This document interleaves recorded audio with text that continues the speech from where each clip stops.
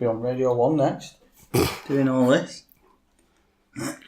Control FM. I did one for Leyland FM. That's in it. Danny, what was he calling you? Danny Bowles. Danny Bowles, Danny Booles, everything. He even asked me at the start as well. He's like, how do you pronounce second name? Told him and he got it wrong every time. One of them, wasn't it? Okay, welcome to Byrons World. This channel is going to be mainly podcasting, starting with the series A Day in the Life of, and today I'm joined by the man himself, Danny Bowles. Danny Bowles from Byrons.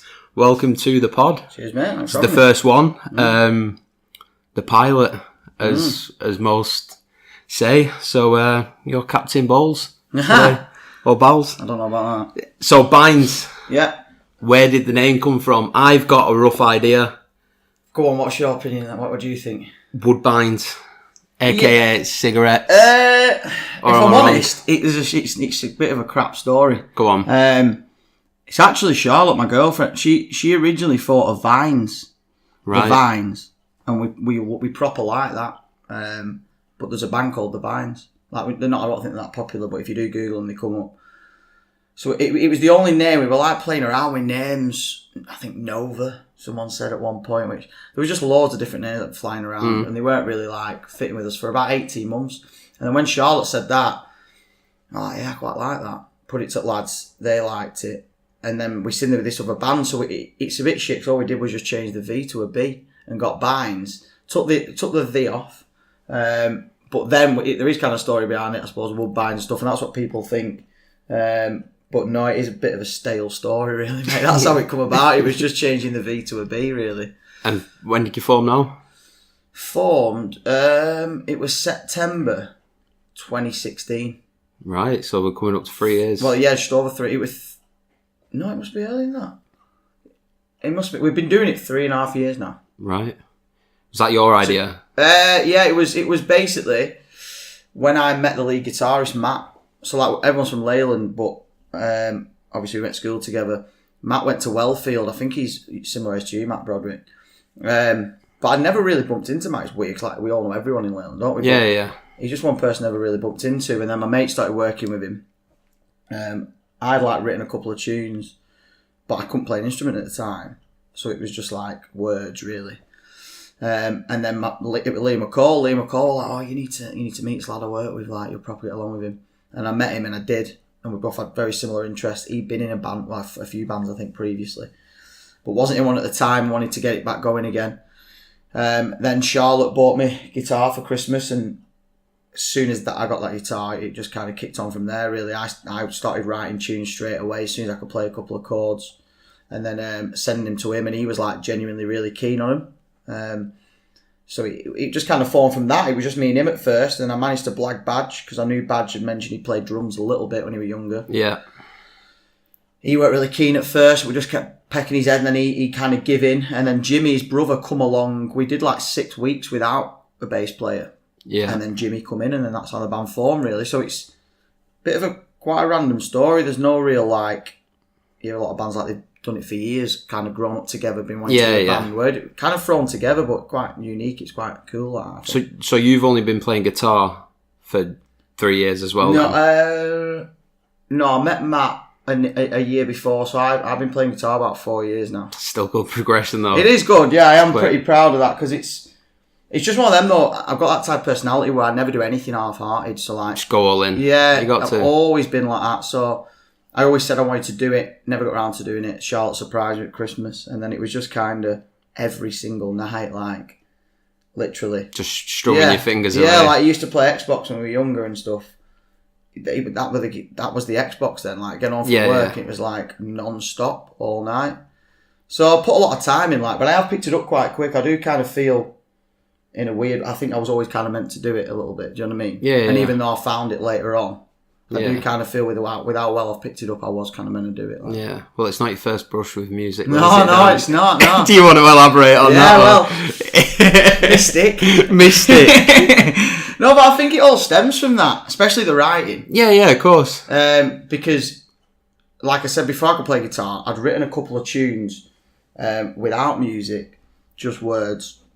And I think obviously that stems from when we were younger and that, and obviously I'm still big into grime now, not necessarily the newer stuff, but hip hop I'm a massive fan of, and I think that's where for me my kind of education in writing was a little bit, if you like. Yeah. Even though it's a completely different style of writing now to what I was doing back in grime, but just like wordplay and stuff like that and rhyming, I think that's where I learned how to do it. But it all does tie in though, doesn't it? Yeah, it does. Yeah, absolutely. And I think growing up listening, because I only really kind of properly got an interest into indie, if you like, probably in college. As you know, you sort of like all the way growing up, it was grime, hip hop and stuff like that. Especially around here. Especially around here, yeah. So it was, but I think in a good way, that was good. I think if I'd have listened to indie all my life, I don't think I'd have been in a position to be able to write tunes now. I think listening to hip hop and grime was kind of like... I think a lot of people listen to one genre all of their life. Yeah. And then they get stuck on that genre. So I know people who are into, say, indie music. Yeah. That's all they're listening to. You know, kind of people all the way through high school. Yeah. And then they feel like they're entitled. Like, I agree. They know a lot more about that genre of music than you do. But you've got, I don't know, with music, I think it's better if you keep an open mind. Absolutely, yeah, I agree. And that's what I still listen to hip hop now. I still listen to a little bit of grime, dance music, everything. And I think that is important, especially when you're writing as well, because I feel now I'm getting stronger and stronger with the songs that I am writing, and I think that's because I'm listening to more and more kind of out there stuff a little bit. Yeah. Been listening to a lot of John Lennon's solo stuff recently, and he just, I know everyone says he's the best, but he is genuinely the best. Like, you listen to his stuff, it's absolutely phenomenal. Yeah. But yeah, no, come a long way since MC missed it, really. Which then it leads to the growth of Byrons. Yeah. So starting in 2016, where was the first gig? First gig we played Night and Day Cafe in Manchester, which is pretty mad, to be fair. So you went out of town? Yeah. And that was March 2018. It's just over a year ago. But it's pretty mad, really, because it's quite a renowned venue. Yeah. So like when we went on the wall, when we played there in the dressing room, like all the band's names that I've ever played there, and it's that Oasis, Arctic Monkeys, Verve, Cortex, they've all played there. So to do that as our first gig was a bit like we were only supporting, we were first on, but it was still like, then still looking at them names on the wall, you are like, I know, exactly. Jesus. So it was weird. I think we've kind of been a little bit lucky, if you like, because some of the venues we've played, we kind of played quite early on when a lot of bands have to kind of work up for, like Night and Day. Our second gig was at Zanzibar. Zanzibar, again, is renowned in Liverpool. It's a really renowned venue. So we've played at some like Soup Kitchen, just all over that are quite, when you say to bands you've played there, they're like, fucking hell, as if you got that already, kind of thing. So, but that was our first one, March 2018, yeah. Big crowd?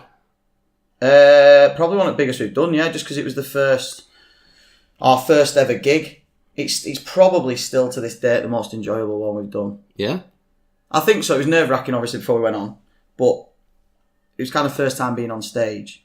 And I think the atmosphere was the best it's ever been, just because it was our first gig. And the atmosphere coming off the crowd was like loads of people had come to see us do it. And obviously when you gig more and more, you can't expect people to come to every single gig. No.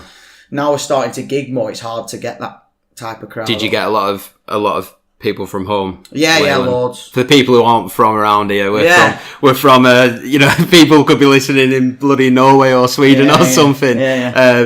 We're from a little town called Leyland, which is situated in the centre of Lancashire.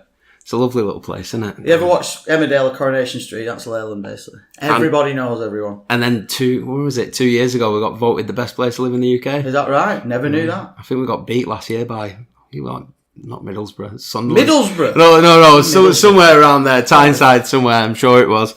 But as far as gigs go, have you had any like really bad experiences at gigs, like pints of piss thrown over you? Or... Nothing like that. Nothing like bad in regards to the crowd reception. We've had nightmares on stage. We played a gig at Heebie-Jeebies in Liverpool. This was still probably about a year ago, so it was probably only our 5th or 6th gig. And everything that could have gone wrong went wrong, basically. I snapped a guitar string bass player's guitar didn't work, lead guitarist amp broke, and it was just one of them. It's one of them nights. It's one of them nights, yeah. It just happens, but you've got to have them because you kind of learn from them. Like now, if that happens to us on stage, we manage it so much better. Yeah, but obviously back then it was a bit of a. You've got to have it happen once, and then you can. Yeah. Just like anything in life, as soon as it happens, it's like learning to walk. When you're a kid, innit? You do stuff, you fall over, you don't do it again. Yeah, and it's kind of our prep now for gigs are a lot better than they were back at the start because we've experienced stuff like that. So, what about hecklers? Do you have any hecklers? We've not really, no. None? No. How many gigs have you done now? I couldn't put a name on it, really. Over 20. Or probably over 25. Top of my head, I can't think of a heckler. 0 hecklers? If I've had a heckler, it'd be one of my mates. No one, like, really who's been in the crowd giving us abuse, really. But I don't think you do when you're at our level. Just because I think it's out of respect more than anything. Like we play gigs and we've played gigs with bands, watching them, like because they're on our bill, don't necessarily like them. But at the end of the day, they're an amateur band doing the same as us. Like they love music and they're trying to make the name of music. So I think when you're at our level, you don't necessarily get too much hate because people respect that, and the people that are there are genuinely into music. I think it's the bigger you get, that's when you start getting. But when you say if you're on a bill with 5 other bands, have you ever come across another band who like handbags are out, a bit bitchy, we're better than them, blah blah. You know the type. Yeah. Again, no, not really. No. Everyone's just got the same mutual appreciation for music. You respect each other, what you're doing, kind of thing. Yeah. I think so. There's been there were one band we had to do with in Wigan. The Stanleys, I think they're called. Sorry to put a name on them. Beat that one out. Beat that out. I can't even remember what happened, but they ended up kicking off at end at gig. I couldn't tell you. I'm pretty pissed. After you was playing? We played and they played. Who was first? They played first. We were on last. Right. It was our gig. And it was a good one, that old courts in Wigan. We got a good crowd. They were just a bit fucking... I think they thought they were better than what they were. They're a good band, to be fair, though. I'll say that. Like the tunes are really good, and they're doing well around Wigan. They're a Wigan band, you see. And this gig was in Wigan. It was in Wigan, yeah. So it was like a hometown gig, yeah, if you will. A little bit. And I don't know what. I wasn't there when it initially happened, but ended up kicking off, and we jumped in fucking minibus really quick. Do you prefer playing away from Leyland, or do you prefer the hometown gigs? I love the hometown gigs just because of the amount of people that come and watch. Like that Leyland Lights, fucking absolutely loads. That's one of the most I've ever been nervous for a gig. Just backstage, and the crowd just went all the way down Huff Lane, and it just looked like it was never ending. On that. Is it worse as well because you know the people? Absolutely. You feel like subliminally feel like you might be letting them down if you don't perform to a certain level, or I don't think the nerves come from. I speak for myself here, but I think the rest of the band will stay the same. I've never had a problem like what am I? I'm quite confident. No stage fright. No, it doesn't bother me. Not even your first gig. Yeah, a little bit the first gig. Yeah. It's more what makes you nervous is stuff going wrong. So like that's why when you're playing in front of people that you're like, fuck, I could do something here and I'll never live this down. So you play in the middle of Leyland, you twang a string. Something happens, yeah. Fall over on stage in front of 4,000 people at Leyland Lights, whatever. I never lived that down. It's more the fact of something going wrong. I think that freaks you out more than standing up in front of people and doing it. If you know what I mean. Yeah. Do you have any rituals like before you start a gig? Like, do you all? I don't know. For example, you all like 6 pints and then fucking go on stage like a geezer. It's not as rock and roll in that hours. We just have a cuddle. We just have like a little bang cuddle. We're trying to we did a gig at the Barristers. Which was just down the road. Just down the road, yeah. It was fucking awful. Really? Why? It's just not built for music for a start. There was no stage, so we were on the floor. So as you know, sound doesn't travel that well like that. It's very small ceilings, so sound doesn't travel well like that. The sound guy had to be behind us instead of in front of us. So the sound in general was horrendous, and we were absolutely shit-faced. All 4 of us. But I think just our first gig in Leyland, I think there was 217 people that come in. In Barristers? Yeah, they had a ticker on the door and they had to stop people coming in. It's like peak Friday nights back in the day. Yeah, back in the day, yeah. And it was quality, good, but it was just horrendous. And we all said after that, we'll never ever get that pissed ever again. And there's been times where the odd one of us has been leathered. This Saturday we just did a gig in Manchester at the Castle, and Badge, for once, the drummer, was the only one who was sober. The rest, me, Jimmy and Matt, we were all pretty pissed. But it's rare now that, like, I think as a band after that happened, that experience of Barristers, I just remember having an Angel Stay, and by accident stepping on my overdrive pedal, and it fucking turned into a rock and roll tune. And it's just like little things like that. Like, you can't. It's just crap. It's just, like, people come to see you, so we got away with it, Barristers. But if you want to go anywhere, you can't do that. You think you want to look at these rock and roll myths and stuff about being fucked on stage. I'll tell you now that they're all serious musicians. Like, do you struggle more? What if you're, say, if you had 6 pints and then got on stage, would you know there's a considerable quality difference to if you hadn't drank at all? Yeah. Do you have to play sober, or just especially as a singer? I think it's more my vocal, because I'm not a natural singer, you see. So it's not as if I can get up there and be fucking Leona Lewis. You're joking? Have you heard MC Mystic? I'm all right spitting, but I'm not like a natural singer. So for me, even on Saturday, because I had a few beers, I struggle to sing. I struggle to hold my voice more. It does affect my vocals more than anything.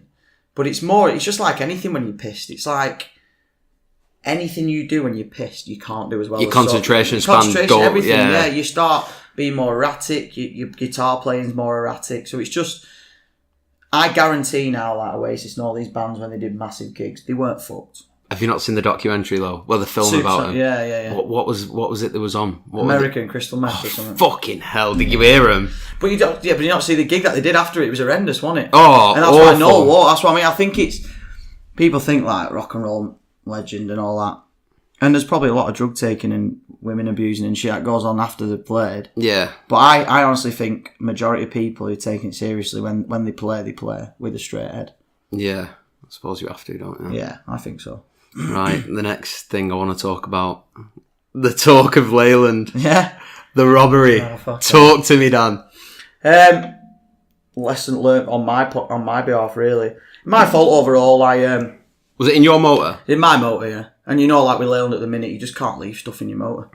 Simple as that. You just physically can't. So it was my fault for leaving it in the motor. The reason I did was just simply there was quite a lot of gear. So just to make the picture a bit more clear. Yeah. So you've parked your car outside. So I was at, do you know Dobby who went to school with, George Dobson? Yeah. So we finished band practice on the Thursday. We were playing Sound City on the Saturday. So I've nipped for a quick pint Eagle, and when we finished, and then Raz Eastham and Dobby, I was giving them a lift back, and I literally nipped into Dobby's for a quick drink, and I've parked my car up outside his house, shut my car doors, locked them. As far as I know, I've locked them. It's very, very rare that I don't do that. Like, it would have been a genuine mistake if I've not, but I'm 99% sure I did lock it. And then anyway, I've gone in, and then Raz was getting a taxi, and I don't even know why I've not drove, really. I could have fucking drove home, because I didn't have a lot to drink, but Raz just went, jumping in with me, you may as well. So I jumped at taxi with him. Next morning, woke up, gone to get my car, and all doors have been opened. Like crowbarred, or just Well, no, open? there's no damage, but when I said to the police, they said, oh, you don't understand how easy it is to get in a car nowadays. Some people get robbed, and they don't even know they've been robbed for weeks. It's only when they realise what's been robbed. When they go looking for... there's no mark or anything on the door. It's just the way it is now. But that's not to say I could have left the car doors open as a mistake. I don't know. But everything had gone. I was like... And obviously it was the day before we played Sound City, which at the time was one of the... When you put it on Facebook, I was like... Yeah, I just couldn't believe it. It was just... But to be fair, that again shows how good Leyland is. Community spirit. It's unbelievable. Like this, we wouldn't have got them guitars back. So the guitars got robbed. Yeah, four guitars, and then some guitar pedals and wires and little things like that, and then basically like a couple of the drum accessories. And then from there, so basically, I obviously reported it to the police, but then I just rang Rimmers in Leyland, which is a guitar shop for anyone who doesn't know. Plugging Rimmers. And I thought, get it out there. Yeah, and I thought, surely not. Surely they wouldn't be stupid enough to fucking try and sell the stuff in a shop in Leyland when they've nicked it from a car in Leyland. But lo and behold, about an hour later, they ran me back, Rimmers. They said, they'd been in, 3 lads. Just took cash? No, well, they couldn't take the guitars. So basically, they said all we could do is get the reg plate of the car, which they did. I passed that on to the police. Fuck's sake, they even drove there? Yeah. Jeez, I know, how stupid just show these the type of people they are. But a couple of hours later, police rang me. They'd arrested them coming out of a pawn shop in Preston. Like cash converters or something? Yeah. They just sold 2 of the guitars. So we got them 2 guitars back straight away. Them 3 got nicked. And then we just rang every single pawn shop from Chorley, Preston, and we found the other 2. Traced down the other 2 in a pawn shop in Chorley. And then we were still missing like the drum gear and the pedals and stuff like that. And then on Facebook, a random lady, sorry I can't remember your name if you're listening, but appreciate what you did for us. She just walking past the bush seen some drum stuff. She'd seen this on Facebook. Fucking bush? In a bush. Where's that, in Leyland? Yeah. So down near Morrison's. So I think what they'd done, I think they're just opportunists. They'd not really done this before. Not good thieves, are they? No, and the guitars were very wet as well when the pawn shops told us when they bought them. So it looks like they've nicked them, stashed them in a bush for night. Got piss wet through. Gone back next day, yeah. So it's a bit stupid, but lucky that they were stupid, really. Because we've got everything back now. Absolutely everything. So even Jimmy, the bass player, he had a couple of guitars pedal missing. So he just walked down the day of the gig last Saturday and looked in this bush where the drum stuff was and all these guitars stuff, like pedals and stuff. Fuck's sake. What was the crack with that then? If they've pawned them to a pawn shop, yeah, what then happens? Does the police have to go to the pawn shop and say, look, they've been stolen, and then the money gets sorted out that way? Yeah. So they're not, the police will, I don't know whether the pawn shop loses money or what. I don't know how it works, but yeah, the police go with the crime reference number and pick it up. So we've literally got everything back now. So very, very lucky. But yeah. So that was the day before. That was the day before. Is this your biggest gig to date? I'm guessing. I've seen the lineup and some of the names on there. Yeah. Mabel, not my cup of tea, but you got Loyal Corner. I listen to Loyal Corner. I think he's got There's Slow Tie, Louis Berry. Yeah. It was massive in regards to us being on the bill because it's an established music festival. It's just getting bigger and bigger.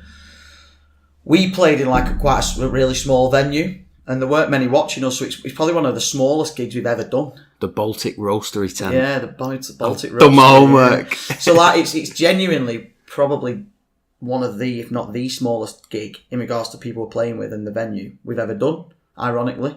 But it is definitely the biggest in regards to having our name on that. I'm going to get the poster printed out and stuff because... Yeah, of course. The ironic thing about that is you got all your stuff stolen and then you're just playing in Liverpool. Playing Liverpool, in United fan. So yeah, it all went good though. You got all your gear back. Got it all back, mate. Yeah. Right. In terms of music, your own music, the Mill EP. Mm-hmm. I've been listening to that quite a lot recently. You like it? Yeah. Made a few notes. There's 4 tracks on there. Yeah. From the message I'm getting from the songs. Yeah. So in no particular order. Frame of Mind. Yeah. I've jotted down here, everybody has shit days, you're not on your own. How far am I away with that message? No, yeah, bang on really. Just about, hence the name Frame of Mind, isn't it? Mind's the most powerful thing in the world. Everyone has shit times, everyone has good times. I think it's just probably quite a simple message really, just saying to people, when you are going through one of them shit times, there's always a brighter day around the corner. You just got to believe that it's going to get better because it's one of the hardest things. People can let it get on top of them. So quite a simple message, but quite like one of Frame of Mind. A few people have told me, even though it's very simple, really, and it's straight to the point. That's why I like it. Yeah, and it's quite, and it's mad where it come from that because I literally wrote that. It's so simple to play on acoustic. Obviously, with the other band members in, they take it to a different level, especially like lead and bass are brilliant in that. The intro of that song's brilliant. Yeah, the bass is superb in it. But it was so simple. Was you in a bit of a shitty place when you wrote that or not? No, I wasn't at all. It was just, I don't know. Because I am very much, I think, a spiritual writer. Like what I'm feeling there and then is what I write. Yeah, you're an open book. Yeah, but I can't complain, mate. I had a fucking easy life. You know what I mean? I've had nothing to that really. So I don't know where it come from really, but yeah, it's a simple message. But I love that tune. I think it's just very Britpop. Yeah, I agree with you. Where's the belief? putting the world to rights. Yes. And then I've put outlining how plastic some people in the modern world are. Yeah. To the teammate. Yeah, basically, I think one of the most happy in regards to the lyric wise, I think, that tune. Again, it didn't take me long to write again. I can actually remember weirdly writing it. It was when Anthony Joshua fought Klitschko. I promise you. About 2 years ago. No. About a year and 18 months ago. Yeah. Like that. But Charlotte was, I can't remember what we'd done. We'd done something and we'd gone back to mine. You know, you're just fucking around. Like, we were going to my auntie and uncle's to watch this fight. We were, you're just trying to kill time. Yeah. Telly's on. She's playing around on her phone. And I just picked guitar up. And I don't know what I'd seen to write that. But I just think the lyrics, I think it's quite good. It's quite a bit of a story. And it is just now, I do have strong feelings on social media and how it's changed. So do I. Yeah. And I'm actually going to do a podcast about it. I'll just give you a little look at this. All right. Topic Facebook. Yeah. Well, that's what the tune's about, basically. It's just about that, like, how now we live in a world which is, it's just so stereotypical, like, people feel they have to live up to the social media profile. Honestly, mate, I agree. Yeah, it's just you see some of these girls, you know, on Instagram. I feel sorry for them because you can just see that they're so insecure within themselves. Yeah. Agree. And now they're all they're like fucking clones. It's like Star Wars. Well, they need likes. They need likes on their Instagram, and it's just a shame. I think that's where now we're lucky. I think we were the last kind of generation where you walk onto Tesco Square and it'd just be full of people. And you're total 90s. Total 90s. Doing it stuff. big un. But actually like going out and growing up properly. That it's gone now, that. And I think it's just a shame because the generation now, it must be hard, I think, to live in that world. Yeah. To like, to feel so pressured all the time, to look good and I think, I mean, I'm not bashing on people with poor mental health because it is a thing. But I think it has got a lot to do with social media. Most probably. So much pressure on these young kids. Yeah. It's like when they see people like Kim Kardashian. Imagine Kim Kardashian, right? She's Darth Vader. Yeah. And all these ones who want to be like her, like the Stormtroopers. Yeah. That's the best way I can put it. Good analogy. That is what it is. It's true. And like people like that have made millions, billions in fact, out of social media and being like the image of... and portraying an image for people to follow. It's just wrong. So it's just kind of saying that there is still people out there like us who don't believe in that and still like the lyrics in it like, I still believe in being fucking yourself. Yeah. That's what it's all about. And my favourite from the EP, I've mentioned it to you before, Having an Angel Stay. Yeah. I've put Acousticy Love Song, but I think there is a story behind it. A lot more personal, maybe. Yeah. So probably overall, definitely on the EP, I'd say the strongest writing. I think I've written better since, but I wrote that song. I got the guitar riff for the tune. I'm playing guitar riff now. It's really, really, really nice. And I remember getting it, and I knew it was in tune actually. I just knew it's just really nice. Is this you just messing around one day? Yeah. And I kind of got that.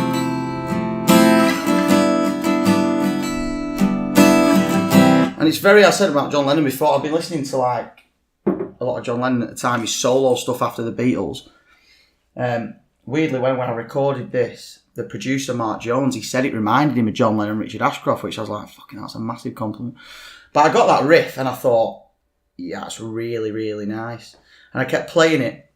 And I think I was forcing trying to put words to it for ages. Like I said, I'm very much, I call it spiritual writing. It's there and then. Any song I've ever written, I honestly don't reckon I've spent longer than 20 minutes on. Like genuinely, words-wise.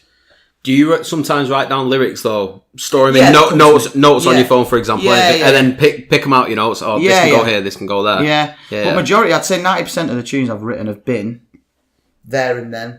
If you like picked up the guitar, boom, wrote the lyrics within 20 minutes. The riff always takes longer, and it might take a couple of weeks, couple of months to build a guitar riff. Yeah.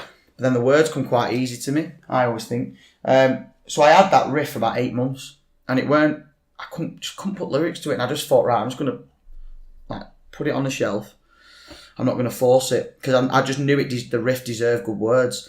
And then Charlotte, randomly out of nowhere, she did Tough Mudder, and after she did Tough Mudder, she started to get this heart condition just out of nowhere, like getting really bad heart palpitations. Shit. Yeah.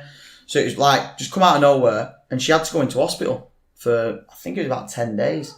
Like, it's all sorted now, it's all done. But I think she had to get some stitching or something. It was something around her, something to do with one of the valves, I think. Sorry if I've got that wrong, Charles, by the way, you'll be cross. But she was in hospital for about 10 days. So obviously I'd only seen her a little bit.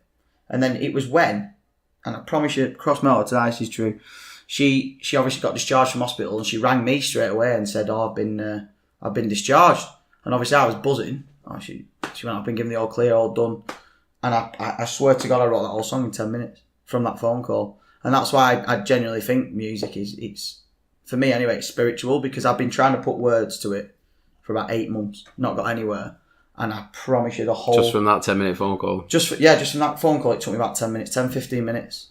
And then if you listen to the words after it, you kind of... When you know the story, it makes a lot more sense. Yeah, it makes sense. So I think it's definitely one of the strongest I've written, when you know what it's about, kind of thing.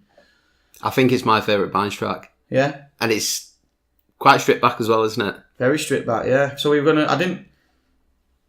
the reason we kept it stripped back, and I think the lads agreed, is I think it would have been ruined. I think just because when you know what it's about stuff, I think the words are quite powerful. I think sometimes adding too much behind the words can take it. Yeah. Do you know what I mean? I think you lose the rawness of the song. And even when I recorded that, Mark, the producer, was honest with me, and he said, obviously my guitar playing stuff is still quite novice, which it is, but he said it gives it a rawness. He said, like, you can hear, like, there's certain chords, and you'll probably notice now I've said it, I don't fully get the chord right and stuff like that, but that kind of adds to it a little bit, makes it quite raw. So it is a good track, one of my favourites. It's brilliant. It's brilliant, mate. The EP itself, yeah. Where did you record that? MJM Recording Studios in Oswaldtwistle. Oswaldtwistle, East Lancashire. East Lancashire, yeah. Only time I've ever been up there. The only time you ever will. Stay central. Stay central. Influences, I can hear, your Oasis, your Stone Roses, Kasabian. Yeah. On the money? Bang on, mate, yeah. It's one of you them. mentioned Lennon earlier as well. Yeah, I think your influences, I see it anyway, your influences in music it's like your football coaching in football. Like, if you coached under Pep Guardiola, you're going to play that way. If you coached under Sam Allardyce, you're going to play that way, I think. Long ball, Kevin Nolan, Kevin Davis. Yeah. But that your coaching in music is what you listen to. So it pisses me off, if I'm honest, when people are like, well, it doesn't piss me off, it don't bother me. I'm not bothered what people think of our music. I like it, that's the main thing. But when people say, like, oh, you sound too much like Oasis and all this, you have got to get your own style. I agree with that. But I think, so what if you sound like Oasis? Like, I've loved Oasis all my life. The first recollection I have properly in music is What Story Morning Glory in my dad's car, going up to Cardiff to see my nan. That, like, so what if my music now sounds like Oasis? It's what I've grown up listening to. It's only natural. So I think we actually went, with our new single, I Try, we actually tried to move away and try and, from the Oasis mantle, if you like. You added some synths into that. Yeah. I thought you had. Yeah. And I was like, that sounded a bit like something off Velociraptor. All right, okay. Say it was Kasabian's album. Yeah. I'd say that. But we tried to, because people we thought, right, let's try and implement our own style, if you like. But we've I don't know, I think we all agreed, this wasn't so long, this was only last week before, we all kind of said we love the Mill EP, and like everyone's saying to us they prefer the kind of earlier stuff to like the later stuff, even though they like it all, but it's kind of if they had to choose one or the other, and that's what we're about really. And I think sometimes you can lose yourself trying to please other people, do what other people think you should do, if you like, when we've just decided now if we sound like Oasis, we sound like Oasis. We're still Byrons, do you know what I mean? We're still not Oasis. We still sound unique a little bit. Yeah. So, but no, yeah, definitely Britpop, late 80s, early 90s. That's all our. Can I be honest with you? Yeah. The first track I ever heard of yours, Yeah. which is a while back now, as soon as I put it on, I was like, bloody hell, it sounds like Oasis. Yeah. I think it's one of them. I'll be honest with you. Yeah. I listened to one. I listened to the first thing you released. The Mill EP wasn't out then. Shadows you're on about, yeah, the demo. Yeah, and I thought, they're trying to sound like Oasis. Yeah. But then I listened to the Mill EP Yeah. when that came on Spotify. Yeah. And I think a lot of people might have done the same. Mm. But when you give it a chance and you actually do fucking listen to it, and I enjoyed it a lot more. But then when you do start tuning in a lot more, then you think, oh, maybe it doesn't like I've written in my notes. I can hear quite a bit of Kasabian in there. Yeah, we've been called. I don't know if you've heard of a band called Cast. No, Like a 90s band, as late 80s, 90s band. We've been told we sound a lot like them off quite a few people. So I don't know. I think I could understand people saying it, but it's weird because we've never gone out saying we want to sound like Oasis. What we end up producing together comes out like that. Yeah, you're in that same genre. That's like saying, I don't know, 50 Cent sounds like Biggie Smalls. It's the same genre of music. It's the same genre of music. And there'd be some people, if I played my dad, Biggie Smalls and 50 Cent, he'd think it was the same fucking black person. Yeah. Do you know what I mean? Do you know what I mean? To be honest, he wouldn't know the difference because he's not into that type of music. But I can understand when people say it.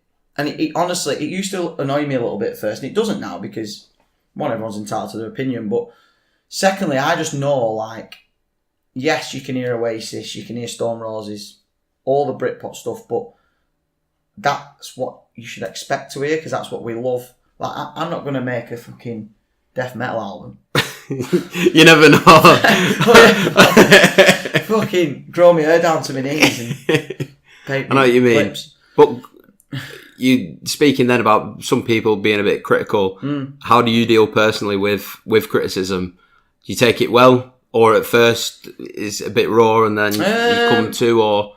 Honestly, and it might sound like the popular thing to say, it honestly doesn't bother me at all. If anything, I'll take it in a good way. I think there's a big difference though between criticism and somebody's bitterness. Yeah. Well, some people who don't, I don't know, somebody who doesn't have, they don't have any talents at all. They don't have any hobbies. Yeah. They come home from work, they sit on the couch, they have a brew and they watch the Corrie, they watch the Emmerdale, and they sit on the phone just slagging everyone. You know the type of people. Yeah. Like on Facebook, people will be commenting on, a football team who's fucking lost. United finished 6th, or like, oh, they're all useless wankers. Do you know what I mean? That a few times.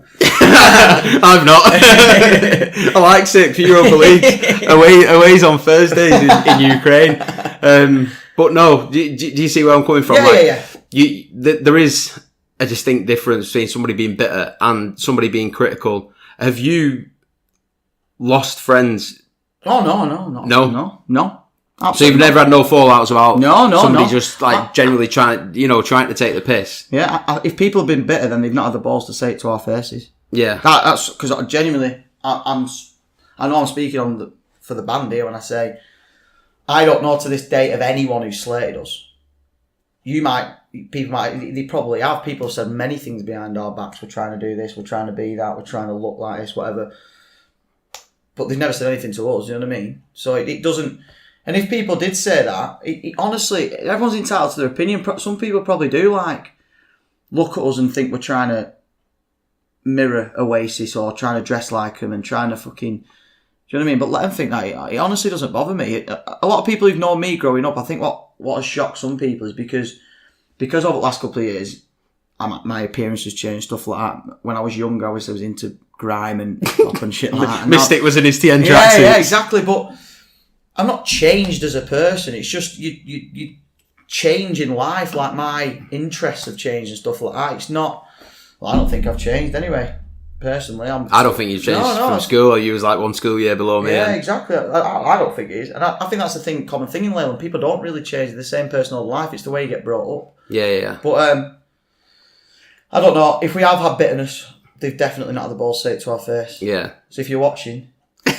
He's going to come for you. I'll find out. In his 14-year-old mystic's going to come. But I don't know, like, I think when you've got a hobby, you've just got to go for it. I got to an age, it was probably when I was like, I don't know, maybe about 24. Up until I was about 23, 24, I did care what people thought about me. And then I got to, like I said, 24, 23, 24, and I was like, who gives a fuck? Yeah. Like, who cares what they think about me? That, like I said, this is the first podcast which is going to go out, and I know in the comments I'm going to get, some people are they're going to try and roast me like, fucking hell, Byron, what do you think you're doing? Do you think you're a radio presenter or something? Do you know what I mean? But like I said, this is something that I've wanted to do for a while. Yeah. I've had it planned out. I've had it planned out in my head for a while, and then I've managed to, buy some equipment to do so. So why not? I like rambling for an hour at a time, to a mate, or hearing somebody else's interesting stories, or do you know what I mean? Yeah, I think. Well, going back to Where's the Belief, the tune, you got too many people, and I think when you get to our age, because we're a little bit older now. I was similar to you. If I probably go back to 22, 23, I was like that a little bit. Like I want to be doing this now. I wouldn't have had the balls to. I know I did that MC when I was younger, but everyone had dabble with it. That was more to be cool then, weren't it? To fit in more than anything. Look at me, I can back then I can spit bars. Yeah. I probably wouldn't have done this when I was 20, 21. I wouldn't have had the balls to do it. Just because you would have thought, what are they going to think? Yeah, exactly. But I think you get to it. You've got to have belief in yourself, I think, massively. And belief is the biggest thing that drives people, sets people back. It's a fact. Most people who are successful, it's because they've had a strong belief in themselves. And I think belief at times can be... People think they're arrogant, but they're not. They've just got such a strong belief in themselves. Yeah, and I think I have so much envy for people like that, because they have this natural belief in themselves and what they're doing, and they genuinely don't care what anyone else thinks. And I think you're either born with that or you're not. But I think we're at an age now, I think what you're doing is mint, personally. I think fair play, and something like this could just grow and grow and grow. And you see it with the band, like we did it. I wouldn't have expected to be in this position where we are now. Not saying like we're fucking selling out. I think you're doing well. But mate, like I touched on before that, the Liverpool gig you've just done. Yeah, that's a fucking good lineup. Yeah. And we're supporting Twisted Wheel at the end of June, Twisted Wheel. Is that in Leeds? It's in Liverpool again. So they're they did all of Oasis's last tour, world tour. They're just releasing a new album. Supporting them. So Oasis's last ever tour, Twisted Wheel, went around the world. And you're supporting them? We're supporting them. Fucking hell. So that'll be our biggest when we do it. Playing Wales Festival. I've seen that. Yeah, that's in a couple of weeks. Looking forward to that. Kev Sims is on that, isn't he? Yeah. He's from Liberty X, isn't he? Liberty X, yeah. Lovely bloke. Doesn't he have that? Is that him? No, who has Barristers now? No, that's John Joe from Chorley, who used to be on the X Factor. Yeah. No, Kevin, love it. I coach in my day job. I coach his two lads football. Football, yeah. Yeah, he's a lovely fellow, Kevin. Lovely. So he's still knocking about on the circuit, is he? Yeah, I think he's now the lead singer of Wet, Wet, Wet. You remember the band years ago? Really? Yeah. They're going again? What, they're touring? Yeah. Fucking hell. I know. Well. Modern music now, like the stuff you're hearing in the charts, do you entertain it or not? Or is there any music, say 3 songs top of your head, what are on the radio now which you actually enjoy? What are on the radio?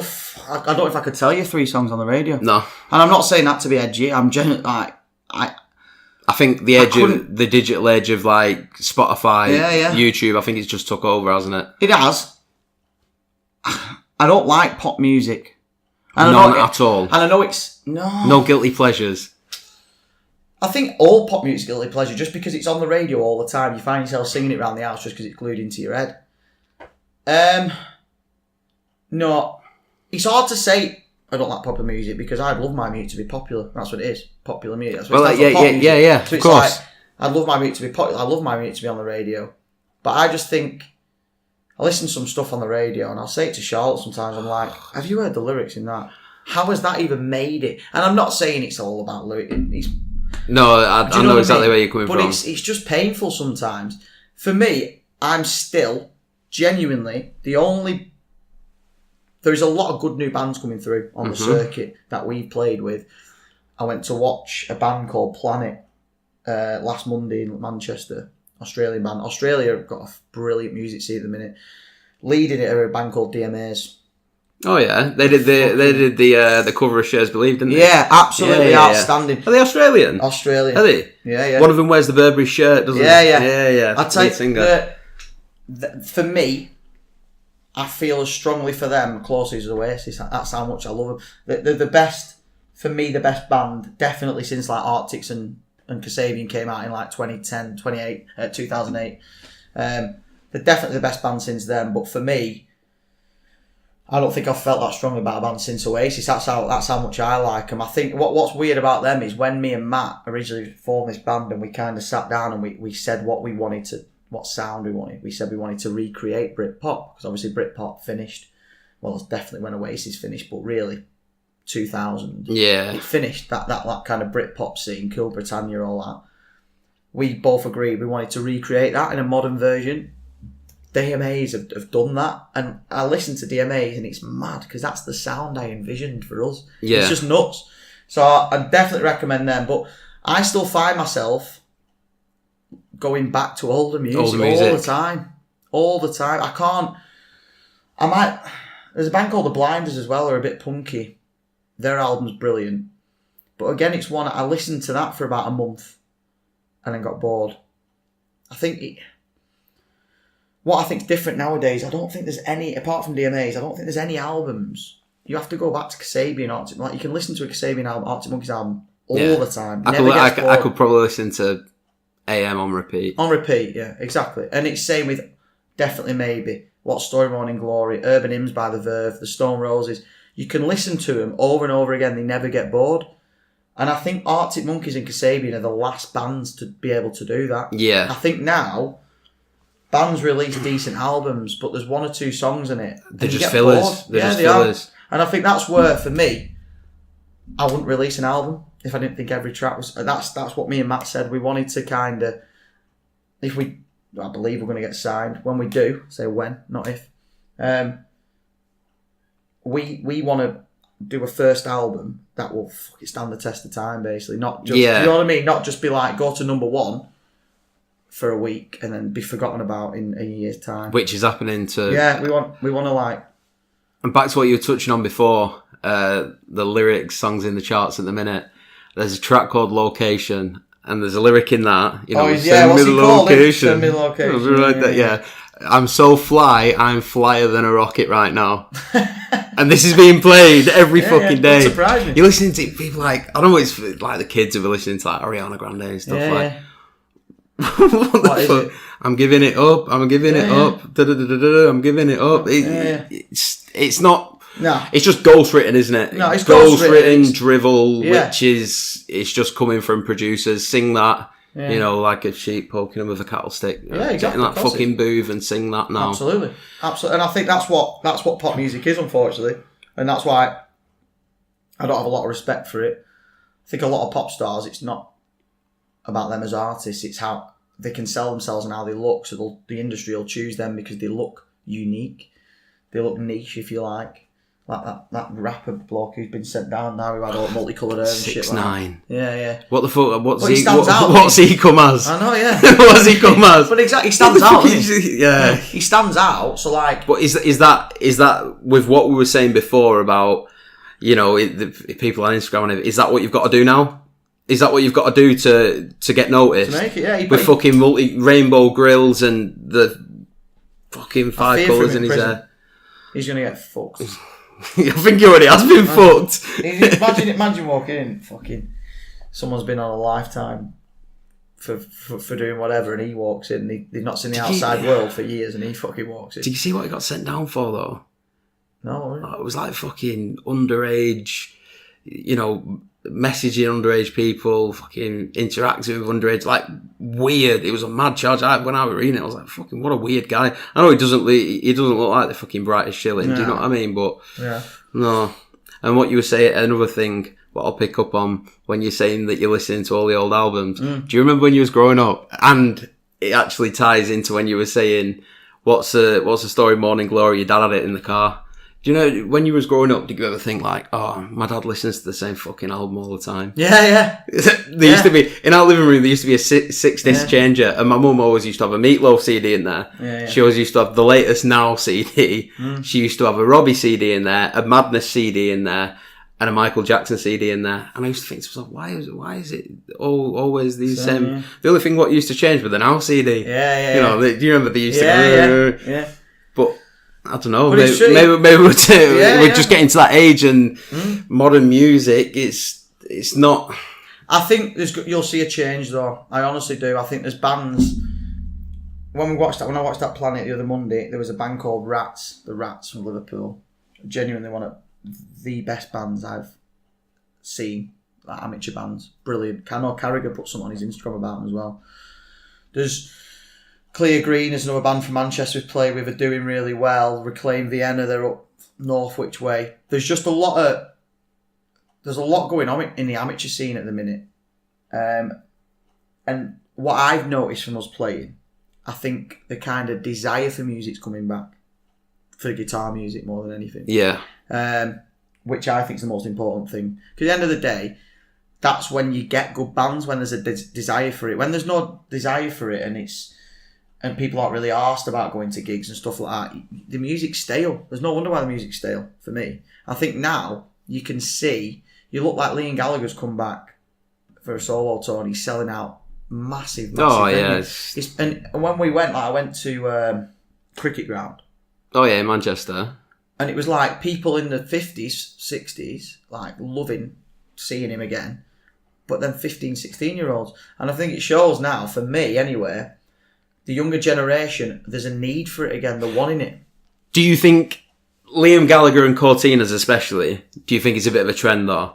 Like in my eyes, there'll be, say out of a group of, we're saying 15, 16-year-olds, one of them will genuinely like the band. Yeah. The other four are only going just to jump on the train. That's what I find. Cortinas especially. Cortinas, I love St. Jude Cortinas, the first album. I think it's absolutely brilliant. And I think, talk about stuff, it has stood the test of time. It's not fucking definitely maybe. It's not a legendary album, but it's a brilliant album. Yeah.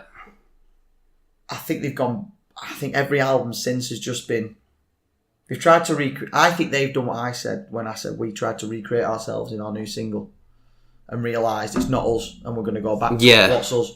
I think they've tried to recreate themselves and move away from the like Manchester guitar music mantle. But it's just not them. And that's what I think anyway. But I know what you mean. I think where Cortinas were lucky was when Oasis split up, they kind of started. Yeah. So they got that crowd onto them, the hooligan crowd, if you like. And Noel, I read an interview with Noel, he said that the last tour was his least enjoyable because it was just dickheads in the crowd. It wasn't really people. So I know what you mean, but I do think the want for guitar music is coming back. Definitely. Yeah. Yeah. Which is a good sign. I somewhat agree. So Oasis, your favourite band of all time? Yeah. You have to pick one, Liam or Noel. Which one? Fucking hell. And you have to pick one. You've got a pistol in your hand, and you've got a gringo behind you, the bullet to the barrel of the gun to the back of your head. And he says, "Hey, amigo, you've got one in the chamber. You've got to shoot one of them too. Otherwise, this bullet goes through you." And don't say you'd take the fucking bullet, because I know you wouldn't. Take the bullet for Oasis! God, it's hard. I'd save Liam. And reason why, what I said before about unique people who have this natural belief in themselves. Oh, he's the definition. Oh, he's right. People think he's arrogant. There's probably, there's an element of arrogance. Who wouldn't be arrogant who was headlining, who was studying Main Road at 21 to all them people? There's gonna be arrogance in there. But I just think Liam Gallagher is one of them people, and I think it shows it on the Supersonic film. If Oasis never happened, he'd still walk around Manchester with the same walk, thinking he's the dog's bollocks. And I just think that's so rare, and I think it's unique. And I talk about being genuine, stuff like that. I just think he comes across to me as so genuine. I think you just got to respect that. So, are they ever getting back together? No. Do you not think it's a big stunt for money? No. well too far now. I think Noel's moved on musically. I think it's him who doesn't want it. Yeah, of course it is. I think he. Liam's up for it, isn't he? Even if he hates him, he'd still tour with him. Liam should be up for it. Let's be honest. Noel's a fucking genius, man. He's an absolute genius. Anyone who says don't like his new stuff, you need to listen to it again. It's outstanding. Yes, it doesn't sound like Oasis, but it just shows how the depth of his musical talent. He's a genius. And Liam needs Noel, and Noel doesn't need Liam. I think anyway, in regards to musical wise. And but I just think it's too far now. I think Noel was ready to break up Oasis. He used Liam as a scapegoat, I think. Yeah. I think he used it was all that, which was wrong. And that's why I like Liam over Noel, because I think Noel is a little bit of a bellend. But it was all that Carry On in Paris, wasn't it? Yeah, and I think he used that as he said he couldn't bear working with Liam anymore. I just think personally he thought he'd done as much as he could with Oasis. He wanted to move away, do a solo project, which he has done, which has been successful. And I just think now, stuff that's been said between them, I don't think any money would do it. Do you know what I found really weird about Noel? And I kind of lost a bit of respect for him when I seen it. I think it was the Graham Norton show or something like that. The Gorillas were on. Oh, and he played with them. And it's Damon Albarn. Do you reckon that's just a big fuck you to Liam? Because obviously with the whole country house stuff back in the day, they hated each other, didn't they? But you got to remember all this again, like that Oasis Blur. It was clever from both of them. Yeah, I don't reckon there was ever a hatred involved. It was just generating attention for the pair of them. Look at what's happened. Talk about publicity. Look at what happened with us with our stuff getting nicked. The publicity that we've had from that is massive, absolutely massive. Would I go back and not have the guitars nicked? Absolutely, not to have that publicity. But there's no such thing as bad publicity. Causing a rivalry like that against the two biggest times at the start, I honestly think it was all set up. I genuinely do. So I know what you mean, but I just think at the same time, I think it's how cage fighters sell themselves, boxers sell themselves. Oh, boxers are the worst for it. I think they're all mates behind closed doors. When they're at the end. Yeah, it's to sell a fight, and it's to sell. That was to sell the Britpop rivalry, and we all buy into it. And we all buy their albums and buy the singles, and they had that, didn't they? That day where Blur released a single on the same day as Oasis. You're telling me, of course it was fucking set up. They said it was a mistake. Heck. Nah, it's clever. Yeah. Yeah, I think so. In terms of an album, are we going to see one anytime soon, or just when you feel the time's right? You've written, say, how many songs would you do an album? 10? 10, yeah, no more than 12, really. But we could do an album now. I've genuinely got so many songs written. Some wouldn't be good enough, I don't think. But the thing is with an album, I think our aim is to get signed. That's got to be your initial thing. Obviously, the album then comes after you've been signed from the record label, fund it or whatever. But if that never happened, then we still definitely will release an album. We're not doing it to get signed, and that's genuine. Like people, you're doing it as a passion. No, like I think we've got, I believe, a lot more now in the position that we are now from when I started. But genuinely, when we started this band, it wasn't to get signed. I never even thought we'd do a gig. It was just a bunch of mates playing together. Yeah. I never even thought we'd play a gig. I honestly didn't. People don't believe that, but it's true. I didn't even think we'd play a gig. So it's just kind of stepping stones. And I think we're at a point now where we've got a big summer, quite a few big gigs.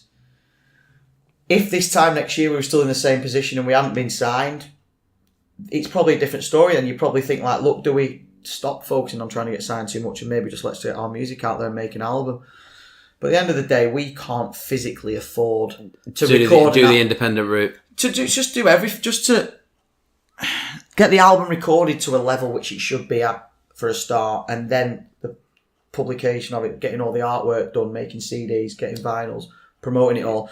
Whilst having a day job. You physically couldn't do it. So I think our aim is to get signed, then an album. But with the music we've got, we could potentially release an album tomorrow if we wanted to. Do you think you'd ever go down the independent route? Just digital? I